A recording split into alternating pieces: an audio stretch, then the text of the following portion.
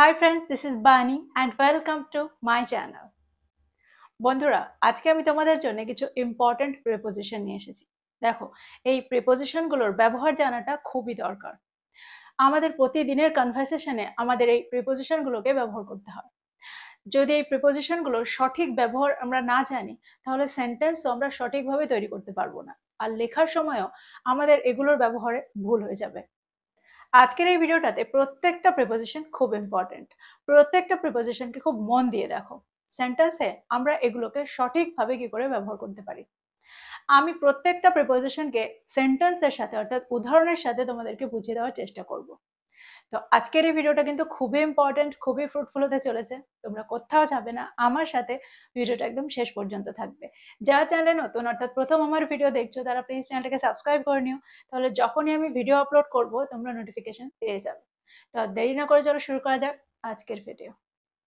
সবার আগে আমরা দেখব টুয়ার্ডস এর ব্যবহার।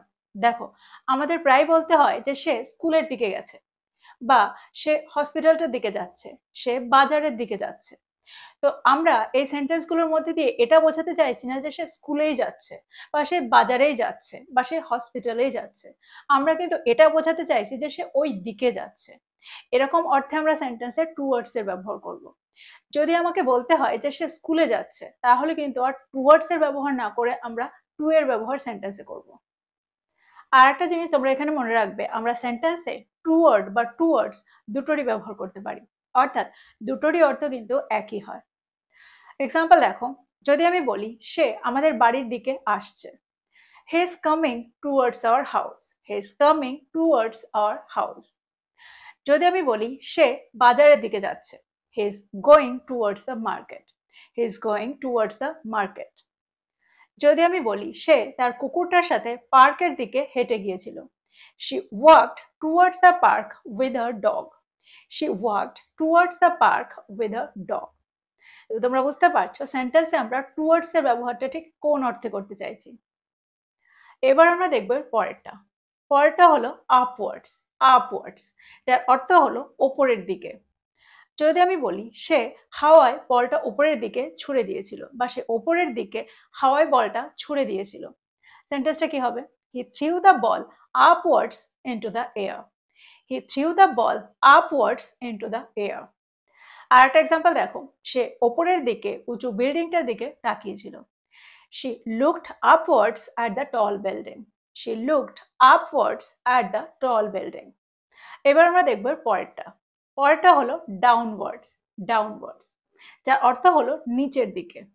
আগেরটা আমরা দেখলাম ওপরের দিকে, আর এটা হলো ঠিক তার অপোজিট, ডাউনওয়ার্ডস। পাহাড় থেকে জল নিচের দিকে প্রবাহিত হয়, the water flows downwards from the mountain, the water flows downwards from the mountain। পাখিটা গাছটা থেকে নিচের দিকে উড়ে গিয়েছিল, the bird flew downwards from the tree, the bird flew downwards from the tree। তো তোমরা বুঝতে পারছো সেন্টেন্সে আমরা কখন ডাউনওয়ার্ডস এর ব্যবহার করব আর কখন আপওয়ার্ডস এর ব্যবহার করব। এবার আমরা দেখব পরেরটা। পরেরটা হলো বিসাইড। বিসাইড বিসাইড এর অর্থ হলো পাশে। দেখো, আমরা সেন্টেন্সে বিসাইড এর জায়গায় নেক্সট টু এর ব্যবহার সেন্টেন্সে করতে পারি। দুটোকে আমরা ইন্টারচেঞ্জেবলি সেন্টেন্সে ব্যবহার করতে পারি। দুটোরই অর্থ একই, কিন্তু এখানে সামান্য একটু পার্থক্য আছে। আমরা সেন্টেন্সে যখন বিসাইড এর ব্যবহার করব তখন সেটা বেশি ফর্মাল, আর আমরা যখন নেক্সট টু এর ব্যবহার করব সেটা বেশি কমন, অর্থাৎ অতটা ফর্মাল নয়। এটুকুই দুটোর মধ্যে পার্থক্য। এক্সাম্পল দেখো, তিনি বইটি ল্যাম্পটির পাশে রেখেছিলেন, he placed the book beside the lamp, he placed the book beside the lamp. আর একটা এক্সাম্পল দেখো, বিড়ালটি জানালার পাশে ঘুমায়, the cat sleeps beside the window, the cat sleeps beside the window. পরেরটা হলো along। along alongকে আমরা সেন্টেন্সে দুটো অর্থে ব্যবহার করতে পারি। দেখো, কারোর সাথে বোঝাতে আমরা along এর ব্যবহার সেন্টেন্সে করতে পারি, অর্থাৎ উইথ সামওয়ান বা উইথ আ পারসন, এরকম অর্থে আমরা সেন্টেন্সে along এর ব্যবহার করতে পারি। এক্সাম্পল দেখো, তিনি তার বন্ধুদের সাথে পার্টিতে এসেছিলেন, she came to the party along with her friends, she came to the party along with her friends। আমি আমার কুকুরটার সাথে পার্কে গিয়েছিলাম, I went to the park along with my dog, I went to the park along with my dog. এবার আমরা দেখব along এর অন্য আরেকটা ব্যবহার। দেখো সেন্টেন্সে কোনো কিছুর সাথে প্যারালাল ভাবে বোঝাতে আমরা along এর ব্যবহার সেন্টেন্সে করতে পারি। ফর এক্সাম্পল, ফুলগুলো পথের ধারে ফুটেছিল। The flower bloomed along the path. The flower bloomed along the path. অর্থাৎ আমি এখানে এই সেন্টেন্সটার মধ্যে দিয়ে এটা বোঝাতে চাইছি রাস্তাটা এমন ভাবে যাচ্ছে আর ঠিক তার ধারে ফুলগুলো ফুটে রয়েছে। তো সমান্তরাল ভাবে বোঝাতে আমরা সেন্টেন্সে এখানে along এর ব্যবহার করছি। আমরা নদীর ধারে হেঁটেছিলাম। We walked along the river. We walked along the river. অর্থাৎ নদীটা এমন ভাবে গেছে আর নদীর তীর দিয়ে নদীর ধার দিয়ে আমরা হেঁটে গিয়েছি। এরকম অর্থে আমরা সেন্টেন্সে along এর ব্যবহার করলাম। তো আমার মনে হয় along এর ব্যবহার তোমরা বুঝতে পারলে। এবার আমরা দেখব besides এর ব্যবহার। দেখো এর আগে তোমরা দেখেছো beside এর ব্যবহার। এবার আমরা দেখব besides এর ব্যবহার, অর্থাৎ সেন্টেন্সে besides কিভাবে ব্যবহৃত হয়। দেখো besides এর অর্থ হলো এছাড়া বা এর পাশাপাশি। যখন আমরা এরকম অর্থ বাক্যে বোঝাতে চাইবো তখন আমরা besides এর ব্যবহার করতে পারি। এক্সাম্পল দেখো, তিনি দৌড়ানোর পাশাপাশি সাঁতারও পছন্দ করেন। He likes swimming besides running. He likes swimming besides running. কফির পাশাপাশি আমাদের চিনিও কেনা দরকার। Besides the coffee, we need to buy sugar. Besides the coffee, we need to buy sugar. পরেরটা হলো during. During. During এর অর্থ হলো সময়। দেখো যখন কোনো একটা কাজ চলে, কোনো একটা কাজ চলাকালীন কোনো অন্য একটা কাজ করা বোঝাতে আমরা সেন্টেন্সে ডিউরিং এর ব্যবহার করতে পারি। অর্থাৎ ওই কাজটা চলাকালীন আমি এটা করেছিলাম, ওটা চলাকালীন সে এটা করেছিল, এরকম অর্থে আমরা ডিউরিং এর ব্যবহার সেন্টেন্সে করতে পারি। অর্থাৎ ওই সময় আমি এটা করেছিলাম। এক্সাম্পল দেখো, সিনেমা চলাকালীন তিনি ঘুমিয়েছিলেন। He slept during the movie. He slept during the movie. দুপুরের খাবারের সময় আমরা আমাদের পরিকল্পনাগুলো নিয়ে আলোচনা করেছিলাম। We discussed our plans during lunch. We discussed our plans during lunch. তো তোমরা বুঝতে পারছো ডিউরিং এর ব্যবহারটা আমরা কোন অর্থে করছি। পরেরটা হলো আউট অফ। Out of.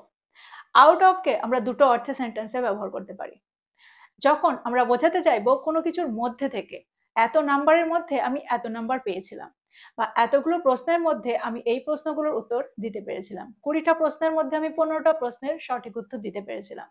তো এরকম বোঝাতে আমরা আউট অফ এর ব্যবহার সেন্টেন্সে করতে পারি।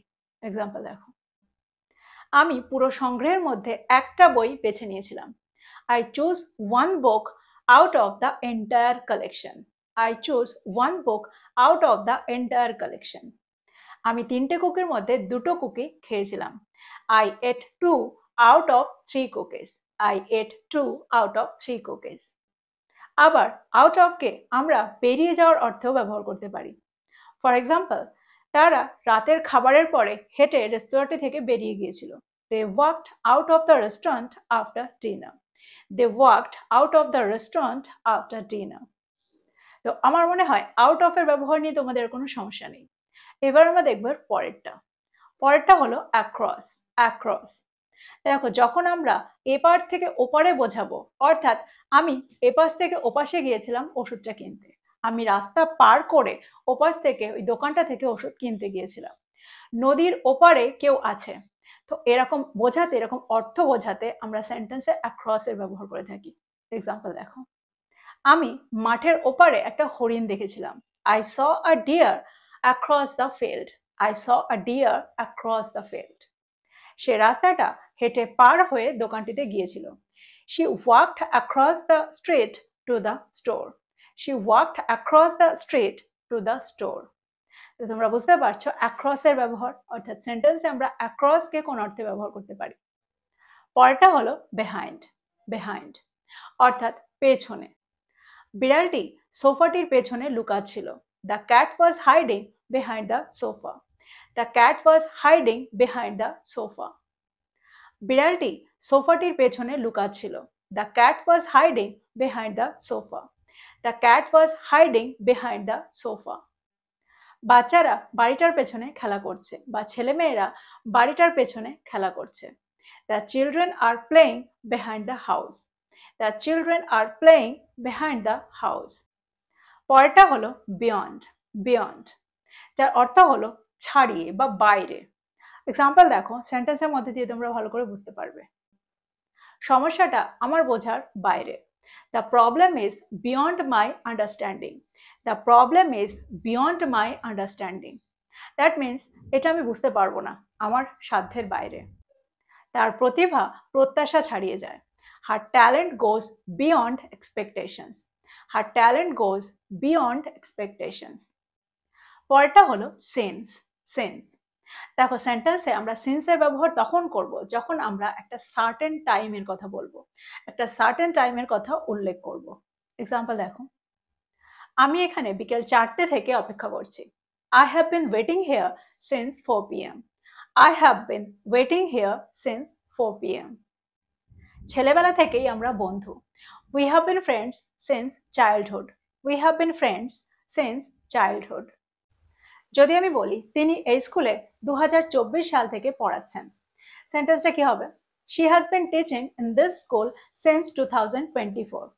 She has been teaching in this school since 2024। কিন্তু যদি আমি বলি তিনি স্কুলে 4 বছর ধরে পড়াচ্ছেন, তাহলে সেন্টেন্সটা কি হবে? She has been teaching in this school for 4 years। তো এই ছিল কিছু ইম্পর্টেন্ট প্রিপোজিশন। আমার মনে হয় প্রত্যেকটা প্রিপোজিশন তোমরা খুব ভালো করে বুঝতে পেরেছো। প্রত্যেকটাকে নোট ডাউন করো আর প্রত্যেকটা দিয়ে সেন্টেন্স তৈরি করো আর সেগুলোকে ব্যবহার করো। তো এই ছিল আজকের ভিডিও, এই ছিল আজকের টপিক। ভিডিওটা ভালো লাগলে লাইক করতে ভুলে যেও না, বন্ধুদেরকে শেয়ার করো যারা ইংরেজি শিখছে। So this is all about today. I will be back with another video. Till then, take care. Thank you for watching this video. Bye bye.